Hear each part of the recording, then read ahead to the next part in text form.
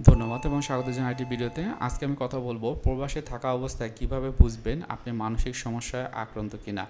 আমি আছি counselling psychologist আশুজ্জামান Raju. বর্তমানে প্র্যাকটিস করছি পাইনাল মেন্টাল হেলথ কেয়ার সেন্টার, যেটি মিরপুর 2 অবস্থিত। খুবই গুরুত্বপূর্ণ একটি ভিডিওতে সবাইকে স্বাগত জানাই এবং আমি একটু অনুরোধ করতে চাই, আপনি যদি আমার চ্যানেলে নতুন হয়ে থাকেন এবং কখনও যদি মনে হয় যে মেন্টাল হেলথ রিলেটেড কোনো বিষয় আপনার জানার দরকার আছে, সেক্ষেত্রে আমার এই চ্যানেলটি সাবস্ক্রাইব করে রাখতে পারেন। আমি অবশ্যই আপনাদের হেল্প করব এবং যে কোনো বিষয়ে আপনার যদি জানার থাকে কমেন্টে জানাবেন।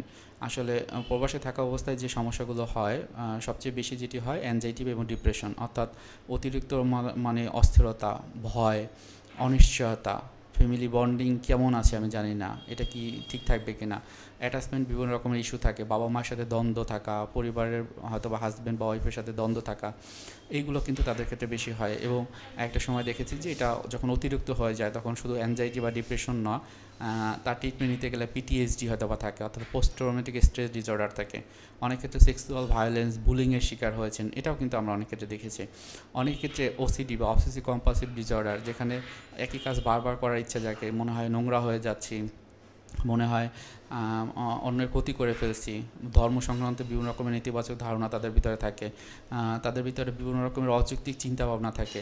আবার অনেকের ক্ষেত্রে এরকম হয়েছে যে কোনো একটা মানসিক আঘাত অনেক আগে লেগেছে, যেটা হলো বারবার তার ভিতরে চলে আসে, বারবার মনে হয়। অনেকের ভিতরে এমন হয় যে বিভিন্ন রকমের বিষয় নিয়ে তার অবান্তর যে চিন্তা ভাবনা কাজ করে, অনুভূতিগুলো হয়তো মনে হয় ফ্লাকচুয়েট করে, উপরে নিচে থাকে, আমার অনুভূতি কী রকম সেটাও আমি বুঝতে পারি না। এই ধরনের চিন্তাভাবনা অনেকের ভিতরে থাকে। অনেকে আছেন বাইরে যে এতটাই কষ্টে থাকেন, এতটাই মানসিক আঘাত তৈরি হয়, নিজে নিজে অনেক সময় হাসেন, কাঁদেন, নিজে নিজে কথা বলেন। হয়তো বা এমন হয়েছে, অনেকে বলেছে যে আমার মনে হচ্ছে যে এই হঠাৎ করে আমার চোখের সামনে দিয়ে কেউ কেউ হয়তো বা চলে গেল। হয়তো বা মনে করে অনেকে ঝাঁকুনি দিয়ে উঠছে, অনেকে বলে যে বুকে ব্যথা করে, আমার শ্বাস নিতে কষ্ট হয়, অতিরিক্ত চিন্তা হচ্ছে। অনেক সময় যে কারোর সাথে মিশতে ভাল লাগে না, সব কিছু মনে হয় উলট পালট হয়ে গেছে, আমার জীবনটা মনে হয় আগের মতো নেই।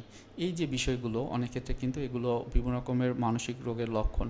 এবং সেই ক্ষেত্রে মানসিক রোগের ক্ষেত্রে আমরা বলি যে এই যে OCD, PTSD, depression, anxiety, schizophrenia, অথবা bipolar mood disorder, personality disorder, এরকম অসংখ্য রোগ কিন্তু মানসিক সমস্যা রয়েছে। এখন আপনি যদি একটু চেক করে দেখবেন যে এই যে বিষয়গুলো যদি আপনার ভিতরে কাজ করে থাকে, তাহলে অবশ্যই আপনাকে একজন প্রফেশনাল সাইকাটিস্টের কাছে যেতে হবে এবং সে আপনাদেরকে আপনার জায়গা থেকে সর্বোচ্চ হেল্প করবে ওষুধের মাধ্যমে। এছাড়াও কাউন্সিলিং বা ক্লিনিক্যাল সাইকোলজিস্টের কাছেও আপনারা যেতে পারেন, সে আপনার যে ইনিশিয়াল অ্যাসেসমেন্ট করার মাধ্যমে আপনার চিকিৎসাটি শুরু করতে পারেন। মনে রাখবেন, আপনার যে সমস্যাটি সেটা যদি মাইল্ড টু মডারেট লেভেলে থাকে, আপনাকে একজন ক্লিনিক্যাল বা কাউন্সিলিং সাইকোলজিস্ট সাহায্য করতে পারবেন। আপনার প্রবলেমটা যদি অনেক বেশি সিভিয়ার থাকে, সেক্ষেত্রে একজন সাইকিয়াট্রিস্ট আপনাকে ওষুধের মাধ্যমে চিকিৎসাটি সেরে দিতে পারবেন। প্রবাসে থাকা অবস্থায় আপনার কিছু জিনিস চ্যালেঞ্জিং হতে পারে, যেমন কাউন্সেলিংটা নেওয়া বা সাইকোথেরাপিটা নেওয়া অথবা সাইকিয়াট্রিক মেডিসিন নেওয়া একটা চ্যালেঞ্জ হতে পারে। সেক্ষেত্রে অবশ্যই আপনারা অনলাইনের মাধ্যমে নেওয়ার চেষ্টা করবেন।